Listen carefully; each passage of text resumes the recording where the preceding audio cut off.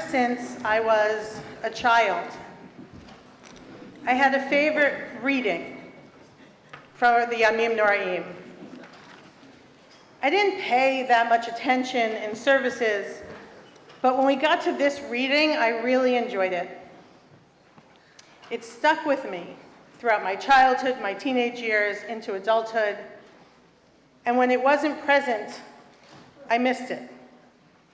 You can find it in your High Holiday Supplement on page 4. It's called Listen by Rabbis Jack Reamer and Harold Kushner, and I want to share it with you now.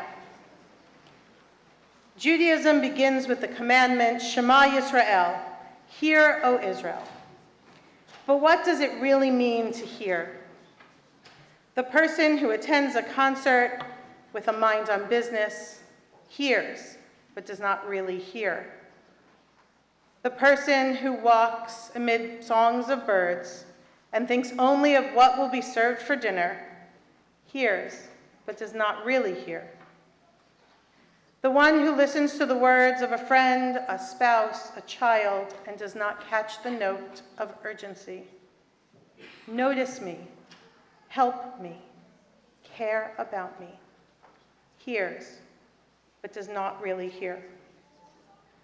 The person who listens to the news and thinks only of how it will affect business hears, but does not really hear. The person who stifles the sound of conscience and thinks, I have done enough already, hears, but does not really hear. The person who hears the Chazan pray and does not feel the call to join in prayer hears, but does not really hear. The person who listens to the rabbi's sermon and thinks that someone else is being addressed hears, but does not really hear. On this day, Adonai, sharpen our ability to hear. May we hear the music of the world and the infant's cry and the lover's sigh. May we hear the call for help from the lonely soul and the sound of the breaking heart. May we hear the words of our friends and also their unspoken pleas and dreams. May we hear within ourselves the yearnings that are struggling for expression. May we hear you, Hashem, for only if we hear you do we have the right to hope that you will hear us. Hear the prayers we offer to you this day, Hashem, and may we hear them too. Why am I sharing this with you now? I could easily have included this as a reading and let it pass, enjoying it for myself. But I want you to really hear, to listen, not only to me, not only to those around you, but to your own heart, your own mind, and your own soul. Our community is fractured. When I say our community, I mean our Canadian community, I mean our Jewish community, I mean our Beth Torah community, and any other larger or smaller community of which you may be a part. The fractures aren't new. They didn't start with recent events. They didn't begin on October 7th, 2023, although that certainly widened them. They didn't begin with COVID, although that too added fuel to the fire. To be honest, I'm not sure when they began. It's been coming on for so long, and perhaps they were always there. But they are here, and they are real. And this fracturing is political, it is socioeconomic, it is religious, it is cultural, it pervades everything we do and say or even think. It is stimulated by AI, by the anonymity of the internet, by internet bots and social media algorithms. It is made worse by all of these things. People are canceled, controversies are created, inflammatory ideas are spread. Rather than hearing, And reacting to facts and to truth, we react to the noise that infiltrates our lives. Noise is not sound. Noise is not prayer or birdsong. Noise drowns music and caring speech. Noise echoes in our ears. It repeats in our minds like images of mirrors facing mirrors, with the image slowly distorting. So all we hear is the same rhetoric over and over and over again. So I stand here this morning, this first day of 5786, asking, how can we as individuals and as a community step out of these echoes, away from the noise and the anger and the fear that it creates, and really hear God's still, small voice, the whisper and the nuance? I began our service this morning with a pasuk from the Torah. It's a pasuk not spoken by one of our matriarchs or patriarchs, not spoken by God or even an Israelite. These are the words of Bilam, a pagan prophet. Balak, the son of the Moabite king, sends for Bilam to curse the Israelites, and multiple times Bilam tries, all the time saying to Balak, I can only say what God lets me say.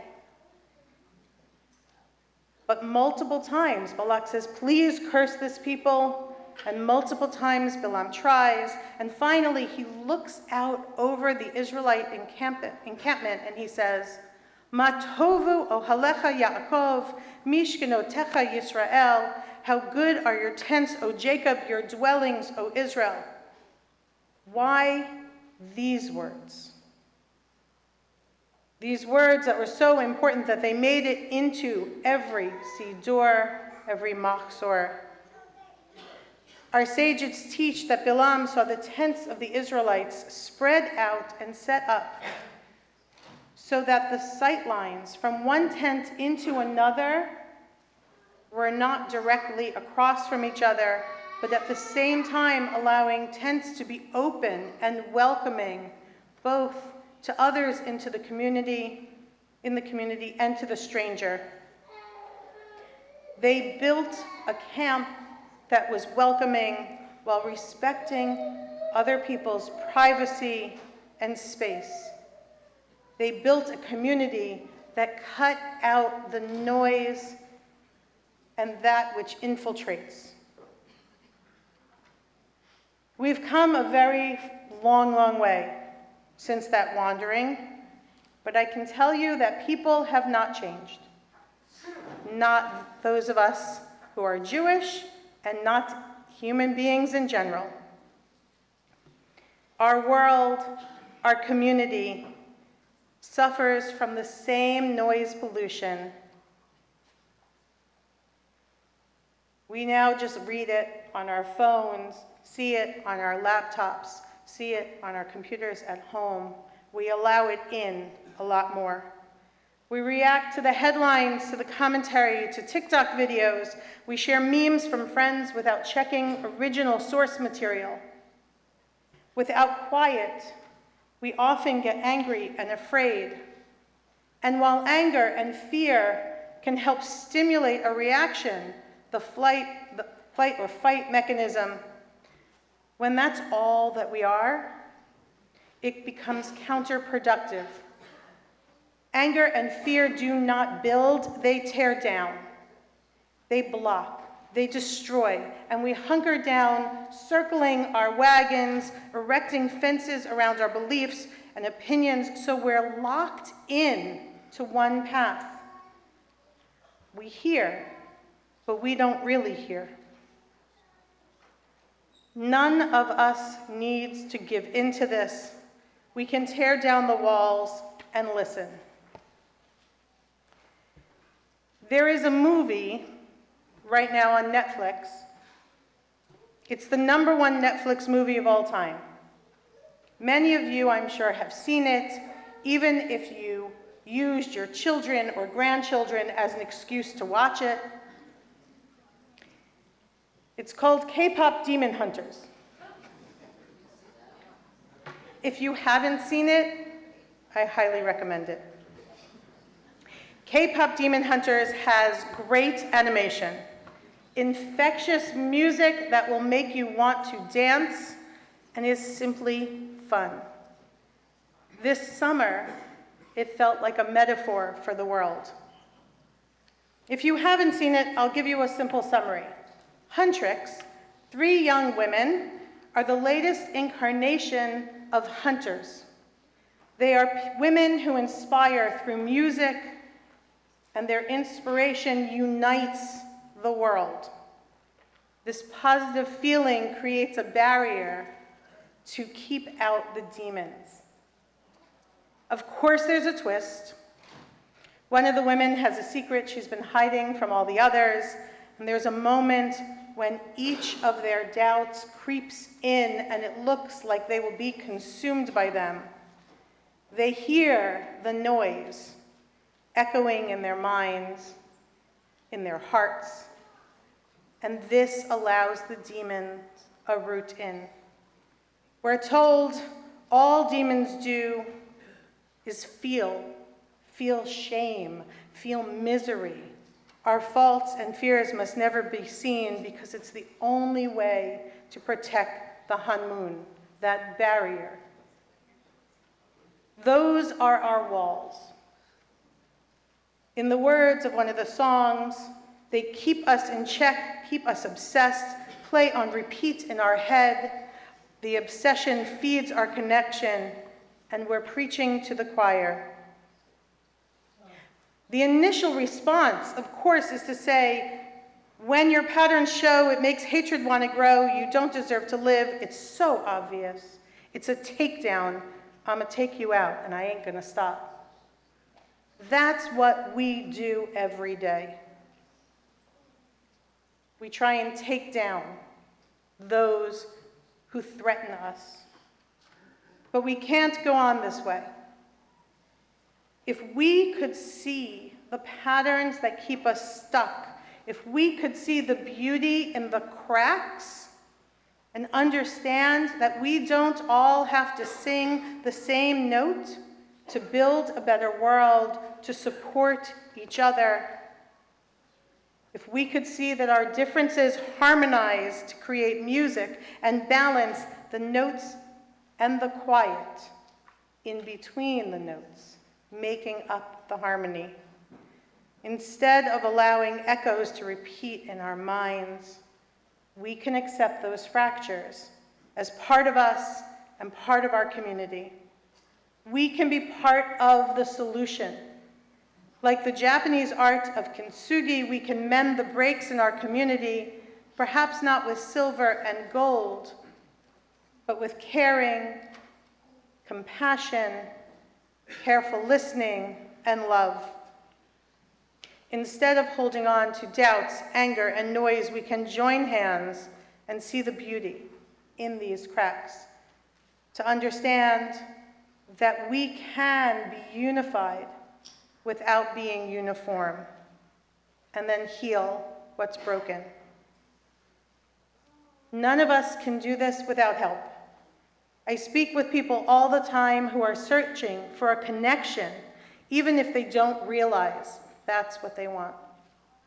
Each of us needs a place that allows us to find the quiet, a place where the fractures can be healed, maybe with song and prayer, maybe with friendship or hope.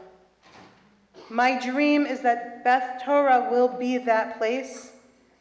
To steal from another inspirational movie, we're little and we're broken, but still good. Yes, still good. Some may not appreciate my saying this, but we have a lot of work to do, and we need all of you to do it with us. Beth Torah is an amazing place. Some of the families have been here since its very beginning. Others are brand new. There's been upheaval, and our team, both the professionals and the lay people, are determined to change that. We can't do it without you. Our size is our strength. We are able to listen to each other, to get to know each other. But it's also a challenge. It means that we need you to be here to make a minyan. We need you to be here to listen and to hear. Help us reach out to those in our community who need a listening ear. Help a family sitting Shiva who needs a minyan leader. Join a committee. Come to Sunday morning minyan in order to make sure that people can say Kaddish. Join us for the first Shabbat of every month to celebrate Smachot with us. Suggest and help plan an event. Please tell us what you want at Beth Torah. Get a group of friends together for a discussion with me or a focus group. Offer to host a lunch and learn at your place of business. Only by supporting each other, when we agree and when we don't, can we ensure that we hear the call from the lonely soul and the song of the joyous heart. Together, we will be dreamers. We will see those dreams fulfilled. It all begins today.